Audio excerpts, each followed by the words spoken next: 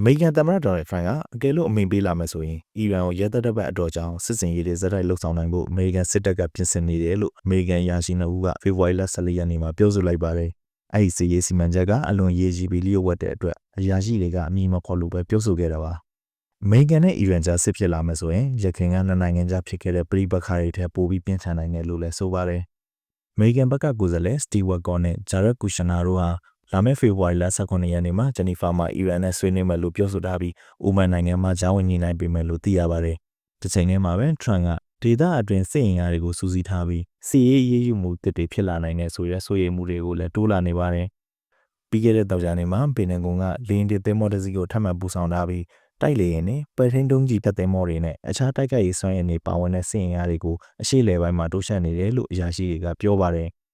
North Carolina ပြည်နယ် Fort Bragg မှာပြုလုပ်တဲ့စစ်ရေးပြပွဲတစ်ခုပြီးမှလည်း Trump ကအီရန်ဆိုရပြောင်းလဲနိုင်ခြေကိုပြောဆိုခဲ့ပြီးဒီလိုဖြစ်လာတာကအကောင်းဆုံးဖြစ်နိုင်တယ်ထင်တယ်လို့ပြောဆိုခဲ့ပါတယ်။ Trump ကအီရန်ကိုကြီးတက်ကိုတော့မစေလွတ်ချင်ဘူးလို့မနေ့ကတည်းကပြောခဲ့ပါတယ်။အခုဒေသထဲမှာစူးစီးထားတဲ့စစ်အင်အားတွေကိုကြည့်မယ်ဆိုရင်လည်းလေကြောင်းနဲ့ရေတပ်ကတိုက်ခိုက်မဲ့အလားအလာပိုများနေတယ်လို့ခန့်မှန်းရပါတယ်။ဒါအပြင်မကြသေးခင်ကဗင်နီဇွဲလားမှာအထူးစစ်ရေးတပ်ဖွဲ့ကိုအသုံးပြုပြီးသမ္မတနီကိုလက်မာဒူရိုကိုဖမ်းဆီးဖို့စစ်ရေးလုပ်ခဲ့တာကိုလည်းဥပမာအဖြစ် Trump ကထောက်ပြပြောဆိုနေပါတယ်။အမေရိကန်ကအချိန်ကြာတဲ့အထိအီရန်ကိုစစ်ရေးတွေလုပ်နိုင်မလားဆိုတဲ့မေးခွန်းကိုအေဘီရောပြောရေးဆိုခွင့်ရှိသူအန်နာကယ်လီက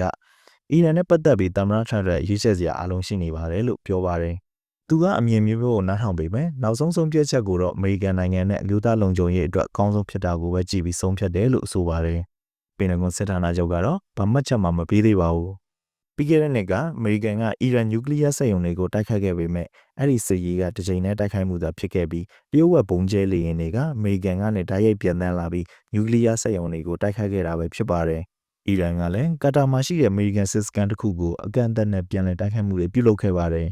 ။အခုပြင်ဆင်နေတဲ့စစ်စင်ရေးကပိုရှုပ်ထွေးနိုင်တယ်လို့အရာရှိတွေကပြောပါတယ်။အချိန်ရှည်ကြာတဲ့စစ်စင်ရေးဖြစ်လာရင်နျူကလ িয়ার စက်ရုံတွေတမကပဲအစိုးရနဲ့လုံခြုံရေးဆိုင်ရာအဆောက်အအုံတွေပါတိုက်ခိုက်နိုင်တယ်လို့ဆိုပါတယ်။အသေးစိတ်ကိုတော့အရာရှိတွေကမပြောပြခဲ့ပါဘူး။ကျန်းကျင်သူတွေကတော့အီရန်မှာဒုံးကျည်လက်နက်တွေအားကောင်းတဲ့အတွက်အမေရိကန်တပ်ဖွဲ့တွေအန္တရာယ်ပိုများနိုင်တယ်လို့ပြောပါတယ်။ပြန်လည်တိုက်ခိုက်မှုတွေဖြစ်လာရင်ဒေသတစ်ခုလုံးစစ်ပွဲပူကျဲလာနိုင်တဲ့အတွက်အန္တရာယ်လည်းရှိနေပါတယ်။အမေရိကန်ဘက်ကလည်းအီရန်ပြန်တိုက်မယ်ဆိုတာမျှော်လင့်ထားပြီးအပြန်အလှန်တိုက်ခိုက်မှုတွေဇက်တိုက်ဖြစ်နိုင်တယ်လို့ဆိုပါတယ်။ Trump ကအီရန်ရဲ့နျူကလ িয়ার နဲ့ပဲ့ထိန်းဒုံးကျည်အစီအစဉ်တွေပြည်တွင်းစန့်ကျင်သူတွေကိုနှိမ်နင်းတာတွေကြောင့်အီရန်ကိုဘုံကျဲနိုင်တယ်လို့မကြာခဏပြောခဲ့ဦးပါတယ်။မကြာသေးခင်ကလည်းတန်တမာဖြည့်ရှင်းမှုမရရင်အလွန်ဆိုးရွားတဲ့အခြေအနေဖြစ်လာမယ်လို့သတိပေးထားပါတယ်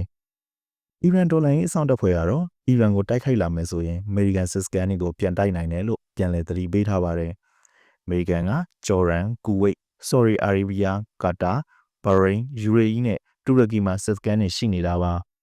အစ္စရေးဝန်ကြီးချုပ်ဘင်ဂျမင်နေတန်ယာဟုကလည်းဝါရှင်တန်မှာထရန့်နဲ့တွေ့ဆုံပြီးအီရန်နဲ့သဘောတူညီချက်ရလာမယ်ဆိုရင်အစ္စရေးအတွက်အရေးပါတဲ့အချက်တွေပါရမယ်လို့ပြောဆိုထားပါတယ်။အီရန်ဘက်ကတော့ဆန်ရှင်တွေဖယ်ရှားပေးမယ်ဆိုရင်နျူကလ িয়ার အစီအစဉ်တွေကိုကန့်သတ်ဖို့ဆွေးနွေးနိုင်တယ်လို့ပြောပေမဲ့ဒုံးကျည်ကိစ္စချိတ်ဆက်ဆွေးနေတာကိုတော့မလိုလားပါဘူး။ရခိုင်အီရန်ပြည်ရဲ့တားဖြစ်သူရီဇာဗာလာဗီကတော့အမေရိကန်စစ်ရေးဝင်ရောက်ဆွတ်ဖက်မှုကလူအသက်တွေကိုကယ်တင်နိုင်တယ်လို့ပြောပါတယ်။အီရန်ဆိုရပြိုကွဲမှုနီးနေပြီဆိုတဲ့လက္ခဏာတွေရှိနေပြီးစစ်ရေးတိုက်ခိုက်မှုတစ်ခုကအီရန်ဆိုရကိုအားနည်းစေနိုင်တယ်လို့ပုံမြင်မြန်ပြိုလဲနိုင်စေတယ်လို့သူကဆိုထားပါတယ်။